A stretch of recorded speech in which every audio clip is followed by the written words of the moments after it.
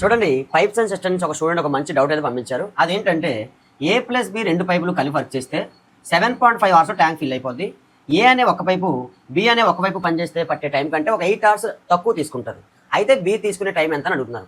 ఈ క్వశ్చన్ మనం ఆప్షన్తో వెళ్ళడం చాలా బెటర్. అది ఎలాగో కూడా చెప్తాను, అలా వినండి. ఇప్పుడు నేను ఏం చేస్తున్నానంటే 7.5కి డబుల్ ఎంత 15 కదా. ఏ 15 అవర్స్లో ఫిల్ చేయగలదు, బి కూడా 15 అవర్స్లోనే ఫిల్ చేయగలదు అన్నాను. అప్పుడు A+B 7.5 అవర్స్ సరిపోదు కదా. సో ఇది ఒక పాసిబిలిటీ. కానీ ఏ అండ్ బిలు ఈక్వల్ అన్నాడా, ఏ టైం బి కంటే తక్కువ అన్నాడు కదా. అప్పుడు ఏ టైం తగ్గుతూ వస్తే అంటే 15 అవర్స్ కంటే తగ్గుతుంటే బి టైం 15 అవర్స్ కంటే పెరుగుతూ ఉంటుంది.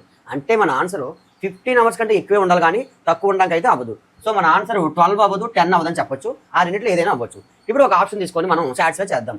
బి 18 అవర్స్ అన్నాను అనుకోండి. అప్పుడు ఏ 8 అవర్స్ తక్కువ కాబట్టి 10 అవర్స్ అవుద్దా. రెండు కలిపి వర్క్ చేస్తే 7.5 అవర్స్కి వచ్చేయాలి.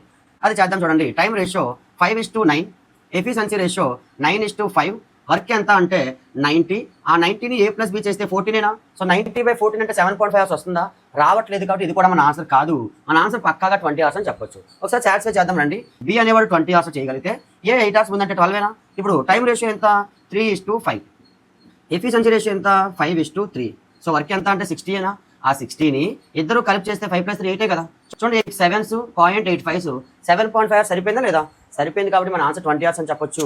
ఒకవేళ ప్రొసీజర్ కావాలంటే ఈ వీడియోలో కామెంట్ బాక్స్లో పిన్ చేస్తాను. Thank you all.